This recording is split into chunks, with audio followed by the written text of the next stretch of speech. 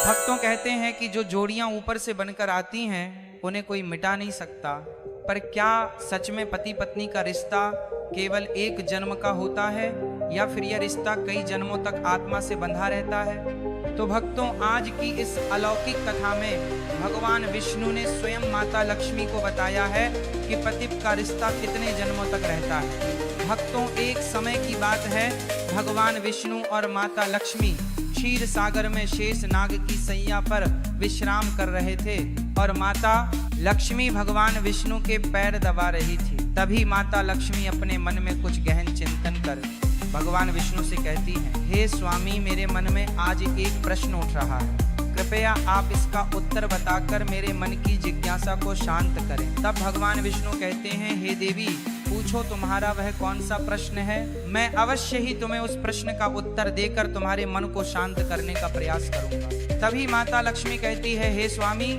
मेरा प्रश्न यह है कि एक पति पत्नी का रिश्ता कितने जन्मों तक रहता है? क्या पति का रिश्ता केवल एक जन्म का होता है या यह रिश्ता 7 जन्मों आत्मा से बंधा रहता है? तब भगवान विष्णु कहते हैं, हे देवी, आपके इस प्रश्न का उत्तर एक महान कथा में छिपा हुआ है। तुम इस कथा को अंत तक पूरा सुनो, इससे तुम्हें पता चल जाएगा कि पति पत्नी का रिश्ता कितने जन्मों तक रहता है। तभी माता लक्ष्मी कहती हैं, हे स्वामी, कृपया अब आप इस कथा को मुझे सुनाइए। मैं इस कथा को पूरे मन से अंत तक सुनूंगी। फिर भगवान विष्णु माता लक्ष्मी को वह कथा सुनाने लगते हैं। फिर भगवान विष्णु कहते हैं, हे देवी, जो भी स्त्री पुरुष इस कथा को अंत तक पूरा सुनते हैं वह समझ जाते हैं कि पति पत्नी का रिश्ता कितने जन्मों तक का होता है और उन्हें अपने रिश्ते को किस प्रकार से निभाना है। भक्तों, फिर आगे भगवान विष्णु माता लक्ष्मी को कथा सुनाते हुए कहते हैं, हे देवी, एक समय की बात है, मध्य देश में वैभवपुरी नाम का एक राज्य था। पूरे राज्य में सुख समृद्धि और शांति का वातावरण था। उस राज्य में एक राजकुमारी थी जो पूरी तरह से चरित्रवान स्त्री थी। फिर कुछ समय बाद उस राजकुमारी का विवाह पास ही के एक चरित्रवान राजकुमार के साथ हो गया। अब दोनों ही जीवन का आनंद सुख वैभव के साथ ले रहे थे। उन्हें धन धान्य की कोई कमी नहीं थी, परंतु भक्तों, उन्हें केवल एक ही चिंता बार बार सता रही थी, क्योंकि अभी तक उन्हें संतान की प्राप्ति नहीं हुई थी। इस बात को सोच सच राजकुमारी चिंताग्रस्त रहती थी। समय धीरे धीरे गुजरता गया। भक्तों, फिर भगवान विष्णु आगे कहते हैं, हे देवी, फिर एक दिन राजकुमारी की तबीयत अचानक बहुत खराब हो गई। तब वह राजकुमार से बोली, प्रीतम, मैंने आपको बहुत प्यार किया, मैंने आपकी बहुत सेवा की है, पूजा भी की है, मगर मैं आपकी एक खुशी पूरी नहीं कर पाई। वह संतान को जन्म देने की खुशी। मुझे आभास हो रहा है कि मेरा जीवन कुछ पलों में ही समाप्त होने वाला है। आप मलाल मत करना, मेरे ना रहने के बाद मेरी यादों में जीवन जीना। मैं आपको वचन देती हूँ, अगले जन्म में मैं फिर आपकी पत्नी बनूंगी, तब मैं आपकी संतान की इच्छा अवश्य पूरी करूंगी। और फिर इतना कहते ही उस राजकुमारी की मृत्यु हो जाती है।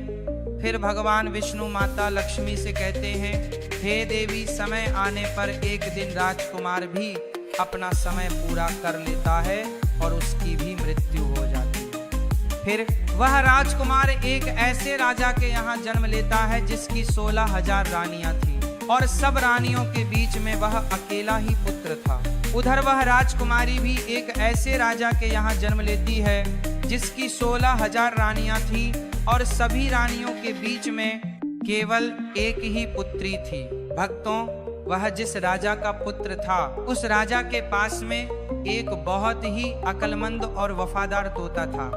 राजा उससे बहुत सारे मामलों में सलाह लिया करता था और उसकी सलाह का पालन भी करता था। बड़ी बड़ी मुश्किल समस्याओं में राजा तोता की सलाह अवश्य लेता था। फिर एक दिन राजा ने उस तोते को बुलाया और तोते से कहा, हे तोते, मैं तुम्हें एक बहुत बड़ी जिम्मेदारी सौंप रहा हूँ जो तुम्हें पूरी करनी है। राजा की गंभीरता को देखते हुए तोते ने कहा, बोलो महाराज, मैं आपके लिए कुछ भी कर सकता हूँ। तब राजा ने कहा, हे तोते, तुम तो जानते हो कि मेरा एक ही बेटा है और मैं अपने बेटे के लिए जैसी बहू चाहता हूँ, तुम्हें ढूंढ करके ऐसी ही बहू लानी है। राजा ने उस तोते को अपने मन की सारी बात बता दी कि वह कैसी बहू चाहता है। राजा की बात को सुनकर वह तोता राजी हो गया और फिर तोते ने राजा से कहा, महाराज आप चिंता मत कीजिए, आप जैसी भी राजकुमारी चाहते हैं, आपकी जैसी भी पसंद हो, आप एक पर्ची पर लिख करके वह पर्चा मेरे पैर में बांध दो और आगे का कार्य आप मेरे ऊपर छोड़ दो। मैं वैसी ही राजकुमारी तलाश करके लाऊंगा जैसी राजकुमारी आप चाहते हैं। भक्तों, फिर तोते की बात को सुनकर के राजा ने एक पर्ची पर अपनी पसंद की राजकुमारी के बारे में लिख दिया कि वह कैसी राजकुमारी चाहता है और उस पर्चे को तोते के पैर में बांध दिया। फिर तोता वहां से राजकुमारी की खोज में उड़ता हुआ चल देता है। जब तोता पास के एक पड़ोसी देश में पहुंचा तो वहां बहुत भारी बारिश हो रही थी, इसलिए उसको एक जंगल में शरण लेनी पड़ी, जहां उसको एक पुराना पेड़ मिल गया। उस पेड़ में एक छेद था। तोते को लगा कि वह जगह उसके आराम के लिए बहुत ही ठीक रहेगी। जैसे ही तोते ने उस पेड़ के खोखले के अंदर जाने के लिए सोचा, वैसे ही अंदर से एक आवाज आई, तुम अंदर मत आना, नहीं तो तुम अंधे हो जाओगे। तब तोता ऐसी डरावनी बात सुनकर घबरा गया कि उस पेड़ के खोखले के अंदर मत आना। अब तोता पेड़ की जड़ के पास में एक टहनी उग रही थी, उस पर जाकर के बैठ गया और बारिश खत्म होने का इंतजार करने लगा। बारिश बंद होने के बाद में उस खोखली जगह में से एक मैना निकली और आकर तोते के पास बैठ गई। फिर दोनों बहुत देर तक बातें करते रहे। मित्रों, इसी बीच तोते ने मैना को सारी बात बताई कि वह कहाँ जा रहा है। फिर तोते की बात सुनकर के वह मैना कहने लगी, आज की हमारी मुलाकात बहुत ही अच्छी रही। फिर वह मैना तोते से आगे कहती है कि आप अपने मालिक के प्रति जितने वफादार हैं, मैं भी अपने मालिक के प्रति उतनी ही वफादार हूँ। आप अपने राजा के बेटे के लिए एक ऐसी राजकुमारी की तलाश कर रहे हैं जिसके अंदर सभी गुण हो, तो मैं भी अपने राजा की बेटी यानी राजकुमारी के लिए ऐसे राजकुमार की तलाश में निकली हूँ जिसके अंदर सारे गुण हो। भक्तों, फिर आगे भगवान विष्णु माता लक्ष्मी से कहते हैं, हे देवी। फिर वह तोता कहने लगा कि हमारे राजा का कहना है कि हम ऐसे घर की राजकुमारी लेकर आएंगे जिस राजा की 16,000 रानियां होंगी, क्योंकि हमारे राजा की भी 16,000 रानियां हैं। तोते की बात सुनकर मैना कहने लगी, लगता है अब तो बात बन ही जाएगी, क्योंकि तुम्हारे राजा की भी 16,000 रानियां हैं और हमारे राजा की भी 16,000 रानियां हैं। तुम्हारे राजा पर केवल एक राजकुमार है और हमारे राजा पर केवल एक राजकुमारी है। तुम्हारे राजा का राजकुमार भी सर्वगुण संपन्न है और हमारे राजा की राजकुमारी भी सर्वगुण संपन्न है। इस प्रकार तोते ने मैना को राजकुमार की सारी पसंद बताई और उधर मैना ने तोता को राजकुमारी की सारी पसंद बताई। भक्तों, फिर वह तोता और मैना राजकुमारी के देश में आ गए, क्योंकि तोता मन में सोच रहा था कि मेरे मालिक का सपना पूरा हो जाएगा, उनकी ख्वाहिश पूरी हो जाएगी, क्योंकि वह जैसी राजकुमारी के बारे में सोच रहे थे आज वैसी ही राजकुमारी मुझे मिल गई। फिर आगे भगवान विष्णु माता लक्ष्मी से कहते हैं, हे देवी। इस प्रकार जब तोता और मैना उड़ते हुए राजकुमारी के महल में पहुंचे तो महल के एक नौकर ने उनको देख लिया, तो उसने राजा को जाकर बताया कि महाराज, आपने मैना को जिस कार्य के लिए भेजा है उसने आपके साथ में बहुत बड़ा विश्वासघात किया है। वह राजकुमार की तलाश में कहीं पर नहीं गई, बल्कि वह तो एक तोते के साथ घूम रही है। मैंने अपनी आंखों से उसे तोते के साथ घूमता हुआ देखा है और वह आपकी बात तो पूरी तरह से भूल गई है। उसने आपकी आज्ञा का उल्लंघन किया है। जब राजा ने अपने नौकर से ऐसी बात सुनी तो वह क्रोध में आ गया और उसने तोता और मैना दोनों को मारने का हुक्म दे दिया। जिस समय पर राजा ने तोता मैना को मारने की सजा सुनाई तो यह बात मैना को मालूम पड़ गई और मैना ने तोता से कहा, यहाँ हम दोनों की जान खतरे में। क्रोध में तोता मैना को मारे है। जितनी जल्दी हो सके हम दोनों को यहाँ से कहीं दूर भाग जाना चाहिए। जल्दी से यहाँ से उड़ चलो, वरना दोनों बेमौत मारे जाएंगे, इससे पहले कि राजा के तीर हमको मार डाले। चलो हम यहाँ से कहीं दूर भाग चले हैं। भक्तों, फिर ऐसा सोचकर वह तोता और मैना वहां से बहुत दूर उड़ गए। राजा के नौकर उनको मारने गए तो उन्हें तोता और मैना दोनों नहीं दिखाई दिए। फिर उस नौकर ने तोते और मैना को बहुत खोजा, किंतु वे उसे कहीं नहीं दिखाई दिए। और फिर वे अपने आप को यह तसल्ली देते हुए वापस आ गए कि लगता है तोता मैना को शाही हुक्म का पता चल गया, इसलिए वे किसी सुरक्षित जगह पर चले गए हैं। अब तोता और मैना ने कुछ दिन तक इंतजार किया ताकि लोग उस बात को भूल जाएं। भक्तों, जब कुछ दिन व्यतीत हुए और वह बात ठंडी हुई तो वे दोनों वापस महल में आए और आकर के तोता राजा के दाएं घुटने पर और मैना राजा के बाएं घुटने पर बैठ गए। फिर तोता मैना ने राजा से पूछा कि आप हमको क्यों मारना चाह रहे थे? हम तो आपके वफादार हैं, आपके महल के नौकर हमसे जलते हैं, इसीलिए उन्होंने आपसे हमारी बुराई की है। हम दोनों तो आपको खुशखबरी सुनने आ रहे थे।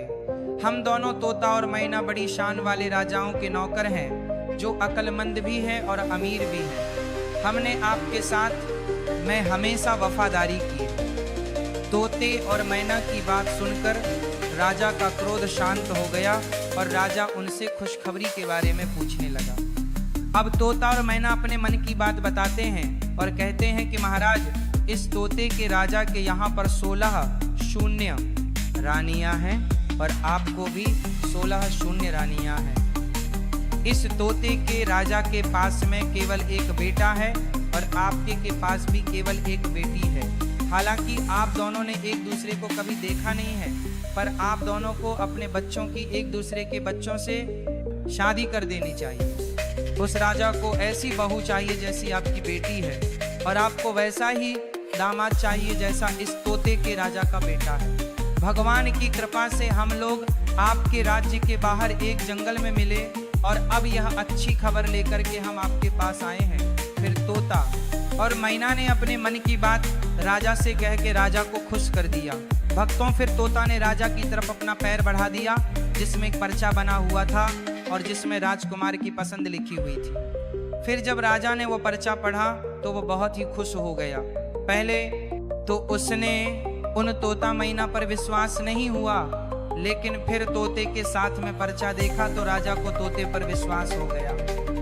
फिर राजा ने तोते के पैर से राजकुमार की शाही तस्वीर निकाली और अपनी रानियों के पास में भिजवा दिया और कहा, यह तस्वीर देख करके बताइए कि ये राजकुमार कैसा है।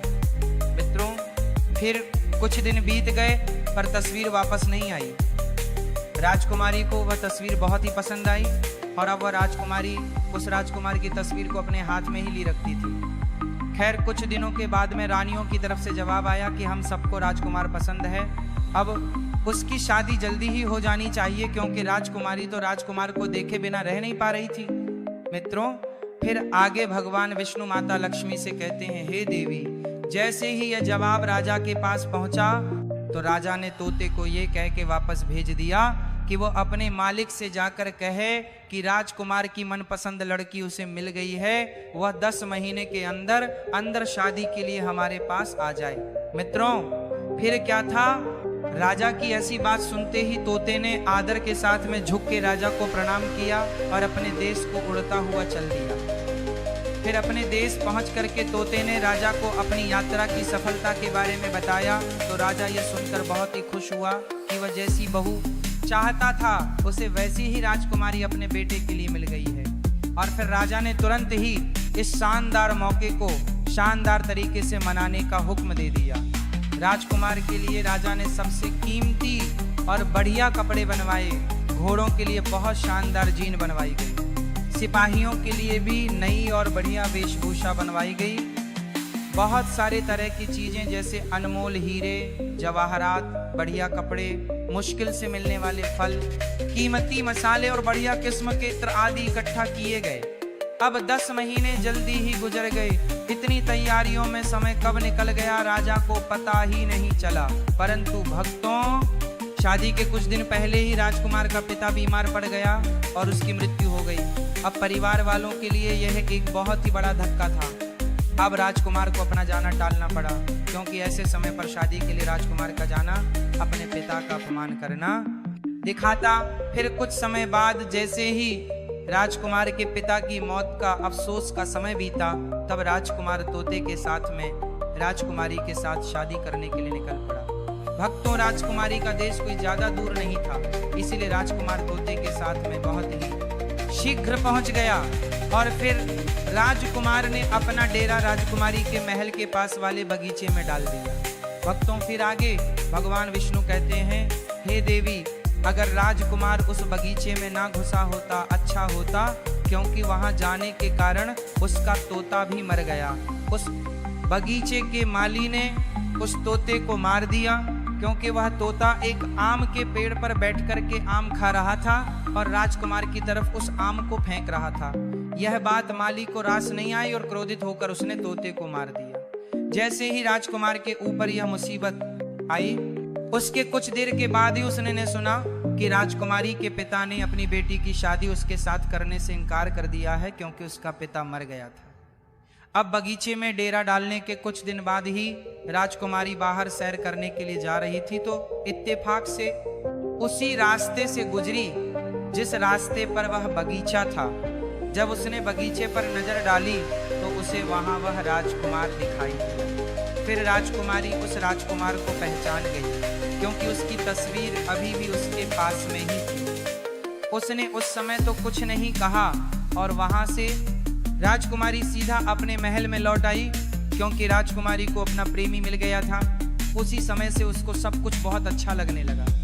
अब शाम को खाने के समय राजकुमारी ने अपने खाने में से आधा खाना खाया और बचा हुआ खाना राजकुमार की तस्वीर के साथ में राजकुमार को भेज दिया।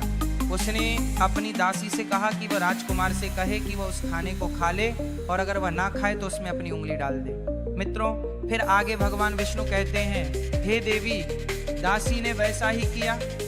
राजकुमार ने खाना नहीं खाया तो इस दासी ने उसको खाने के बर्तन में उंगली घुसाने के लिए कहा। जब उसने प्लेट में रखे चावल में अपनी उंगली घुसाई तो उसमें उसको अपनी तस्वीर मिली। उसने सोचा कि राजकुमारी मुझसे प्रेम करती है। ऐसा सोचकर उसने अपने हाथ पहुंचे और एक चिट्ठी राजकुमारी के नाम लिखी और उसे उस दासी को देकर वापस भेज दिया। जब वह दासी राजकुमारी के महल में पहुंची और जब राजकुमारी ने वह चिट्ठी पढ़ी तो उसके मन में राजकुमार से मिलने की इच्छा जागरूक होने लगी। उसने आधी रात को असरफियों से भरा एक थैला लिया और उस बगीचे की तरफ चल दी जहां पर राजकुमार ठहरा हुआ था। फिर राजकुमार को देखकर राजकुमारी बोली, तुम आश्चर्य में मत पड़ो, मैं तुम्हें बहुत प्यार करती हूँ और इसीलिए मैं छिपकर तुम्हारे पास आई हूँ। मेरे पिता तुमसे मेरी शादी की इजाजत नहीं देंगे, इसलिए चलो अपना घोड़ा तैयार कर लो और मुझे अपने साथ अपने देश ले चलो, जहां हमारा कोई कुछ नहीं बिगाड़ सकेगा।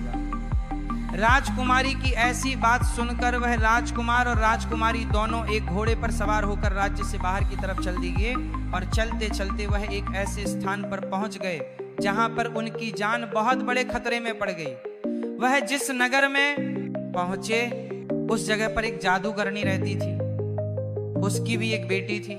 जैसे ही उसकी बेटी ने राजकुमार को देखा तो जादूगरनी की बेटी उस राजकुमार से प्रेम कर बैठी और उससे शादी करने की जिद करने लगी। अब वह जादूगरनी मन में सोचने लगी कि राजकुमार के साथ उसकी पुत्री की शादी कैसे होगी। फिर उसने एक तरकीब सोची। उन्होंने राजकुमार और राजकुमारी को अपने घर खाने पर आने के लिए निमंत्रण भेज दिया। जब राजकुमार और राजकुमारी उस जादूगरनी के घर पर खाना खाने के लिए गए तो राजकुमार को एक कमरे में बुला करके उस जादूगरनी ने उसके गले में एक रस्सी का फंदा डाल दिया। भक्तों, फंदा डलते ही वह राजकुमार जो था वह एक भैंसे के रूप में बदल गया और फिर पीछे वाले दरवाजे से जादूगरनी ने उस भैंसे को घर से बाहर एक सुरक्षित स्थान पर पहुंचा दिया और उसके साथ में ही अपनी बेटी को भी भेज दिया। अब राजकुमारी खाना खाने के बाद में अपने राजकुमार को ढूंढने लगी, मगर वह भैंसा बन चुका था। वह उसे कैसे मिलता? इधर सारा दिन वह भैंसा जादूगरनी की बेटी के पीछे घूमता रहा। वह जादूगरनी की बेटी जहां भी जाती तो भैंसा उसके पीछे पीछे जाता।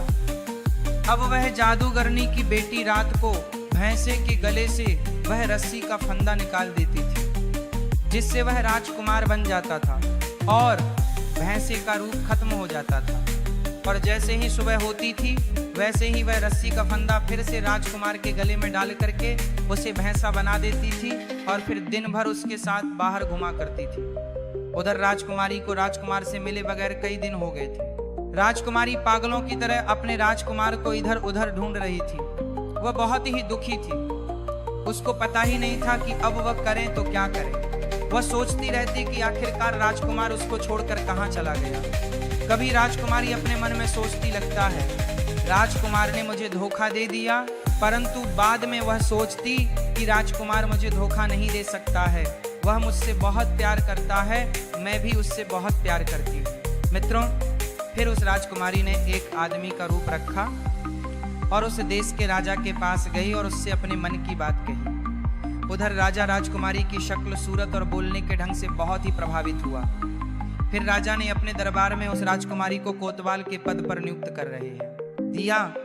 जब राजकुमारी कोतवाल बन जाती है भक्तों, क्योंकि कोतवाल को बहुत सारे घरों में आना जाना होता है, इसलिए उसे बहुत सारे घरों के भेद मालूम होते हैं। इस प्रकार राजकुमारी कोतवाल बनकर के राजा के यहाँ पर काम करने लगी। धीरे धीरे समय बीतता गया, कई साल गुजर गए। भक्तों, फिर आगे भगवान विष्णु कहते हैं, हे देवी, फिर एक दिन अचानक राजा की मृत्यु हो जाती है। उधर सभी नगरवासी उस कोतवाल को राजा बना देते हैं, क्योंकि उस कोतवाल राजकुमारी का व्यवहार जनता के प्रति बहुत ही अच्छा था। फिर एक दिन उसी नगर से एक व्यक्ति एक भैंसा बेचने के लिए उस राजा रूपी राजकुमारी के पास आया। तो राजा रूपी राजकुमारी ने उस व्यक्ति का भैंसा खरीद लिया। वह भैंसा बहुत ही काम का था। वह किसी भी खोई हुई चीज को सूंघ करके बता देता था। मित्रों, फिर एक दिन अचानक वह भैंसा कहीं गुम हो गया। अब राजा ने उस नगर में सूचना भिजवा दी कि इस नगर में जितने भी भैंसे हो सबको यहाँ पर इकट्ठा किया जाए। उधर यह सूचना उस जादूगरनी के पास भी पहुंची। अब सभी नगर के भैंसे राजा के सामने एकत्रित हुए, मगर उस जादूगरनी ने अपना भैंसा, जो कि एक राजकुमार था, उसे राजा के दरबार में नहीं भेजा। फिर जब सैनिकों ने राजा रूपी राजकुमारी को जादूगरनी के द्वारा अपना भैंसा ना भेजे जाने की बात बताई, तो राजा रूपी राजकुमारी एकदम से भड़क गई और उसने जादूगरनी से उस भैंसे को जबरदस्ती बुलवाया। उधर जैसे ही सैनिकों ने उस भैंसे के गले में पड़ी हुई रस्सी को जोर से खींचा, वैसे ही वह रस्सी उस भैंसे की गर्दन से निकल गई और रस्सी गर्दन से निकलते ही वह भैंसा जो था एक राजकुमार के रूप में परिवर्तित हो गया। भक्तों, अब क्या था, उस राजकुमारी रूपी राजा का सपना साकार हो गया और वह एकदम से उस राजकुमार के गले लग गई और उस जादूगरनी को उस राजा रूपी राजकुमारी ने बंदी बनाकर कारागार में डलवा दिया। फिर राजा रूपी राजकुमारी ने सभी नगरवासियों से कहा कि मुझे अपने राजकुमार से मिलने के लिए एक आदमी का रूप बदलना पड़ा था। मैं एक औरत हूँ, इसलिए आज से आप सभी हमारे राजकुमार को अपना राजा और हमें अपनी रानी समझो। भक्तों, रानी की बात सुनकर सभी नगरवासियों में खुशी की लहर दौड़ पड़ी और उन्होंने उस राजकुमार को रानी और उस राजकुमार को अपना राजा स्वीकार किया। अब वह राजकुमार राजा बनता है और वह राजकुमारी रानी बनती है और फिर उस जादूगरनी की बेटी को भी रानी कैदखाने में डलवा देती है, क्योंकि जो जादूगरनी की बेटी थी उसने पूर्व जन्म में अपने पति को झूठा दोष लगा करके एक राजा की कैद में डलवा दिया था। इसलिए उस जादूगरनी की बेटी को भी राजा की कैद का सामना करना पड़ा। फिर एक दिन वह राजा और रानी कहीं घूमने के लिए जाते हैं। जब वे जंगल से होकर गुजरते हैं तो वह एक पेड़ के पास खड़े होकर आराम करने लगते हैं। वह एक पेड़ के पास खड़े होकर आराम करने लगते हैं। वह एक पेड़ के पास खड़े होकर आराम करने लगते हैं। पेड़ कई साल पुराना था। उस पर राजकुमार और राजकुमारी ने अपने पूर्व जन्म में एक प्रेम चिन्ह बनाया था जो पूरी तरह से सुरक्षित था। फिर जैसे ही राजकुमार और राजकुमारी की नज़र उस प्रेम चिन्ह पर पड़ती है तो एकदम से दोनों को अपने पुराने जीवन की सारी घटना याद आ जाती है। उन्हें अपने पुराने जन्म की सारी बातें याद आ जाती हैं और उनके जीवन में एक खुशी की लहर दौड़ जाती है। फिर वह राजकुमारी कहती है, हे स्वामी, मुझे सब कुछ याद आ गया है। मैं आपको बहुत प्रेम करती थी और आप भी मुझे बहुत प्रेम करते थे। मैंने आपकी बहुत सेवा की थी, लेकिन मुझे केवल एक ही मलाल था कि मैं आपकी खुशी के लिए एक संतान को जन्म नहीं दे सकी। लेकिन इस जन्म में फिर हम दोनों पति पत्नी के रूप में मिले हैं, क्योंकि यह हमारा प्रेम था, इसीलिए हम दोनों एक होकर के मिले। और मुझे पूरा विश्वास है कि इस जन्म में ईश्वर हमारी अवश्य सुनेगा और आपको संतान का सुख अवश्य मिलेगा।